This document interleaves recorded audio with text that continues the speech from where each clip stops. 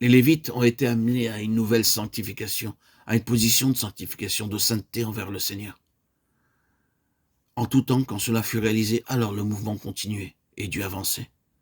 C'est un peuple au milieu du peuple de Dieu qui, quel que soit le prix et d'une manière absolue pour Dieu, défend ses droits et la plénitude de sa pensée et de son dessein relatif à son peuple.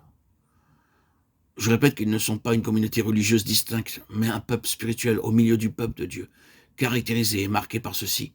Ils ne s'autoriseront pas à se laisser toucher par la corruption qui est dans ce monde et dans la main du profanateur. Vous devez lire les chapitres des prophéties de Malachie en ayant toujours cette pensée en tête.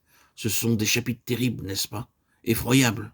Dieu dit, vous êtes frappés par la malédiction, même cette nation tout entière. Malachie 3,9. En montrant son jugement ardent, oui, ardent, touchant leur vie, dans la famille, dans leur terre et en toutes choses. Des choses affreuses sont dites dans ce livre. Mais vous remarquerez que les Lévites sont le point central de toutes ces prophéties. Et cela nous conduit à ceci. Le messager de l'Alliance viendra soudain à son temple, le Seigneur que vous cherchez. Il s'assiera comme celui qui affine et purifie l'argent. Et il purifiera les fils de Lévi. Et il purifiera les fils de Lévi. Et avec cela, en ce qui concerne notre Bible, vous passez de l'Ancien au Nouveau Testament. Et le grand Lévite arrive, le grand Lévite vient, le Seigneur, Jésus.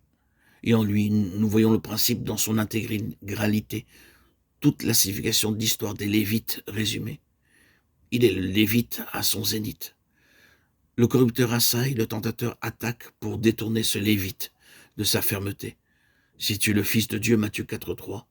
Mais ce Lévite triomphe jusqu'au coup final, jusqu'à l'ultime prix à payer.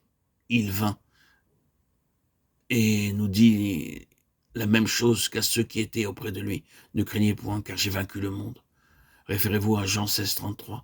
Le grand Lévite, le grand vainqueur, et maintenant aux églises, à celui qui vint. Le témoignage de Jésus l'a vaincu et ce témoignage est déposé auprès des églises à celui qui vaincra. Je crois vraiment que vous êtes en train de réaliser beaucoup plus que ce que je dis en vous présentant un sujet qui contient beaucoup bien trop nombreux détails pour en faire le tour en une seule fois.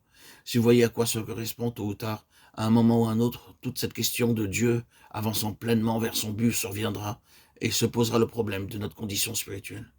S'il peut continuer avec nous, la question de notre condition spirituelle, s'il peut avancer avec nous, et s'il a au milieu de nous, son peuple, au milieu de son peuple, ce qui lui est indispensable pour aller de l'avant. Et je ne condamne personne en disant cela.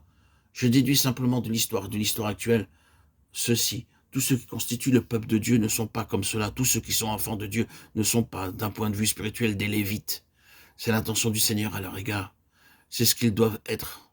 Le Seigneur voudrait qu'ils le soient, mais la réalité est qu'ils ne le sont pas, pour des raisons diverses.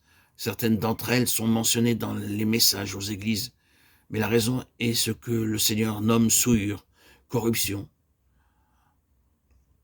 C'est un mot très très vaste. Il couvre beaucoup de domaines. Il englobe beaucoup de choses, mais c'est un peuple sanctifié, qui est préparé pour le Seigneur et qui est vraiment, réellement séparé pour lui.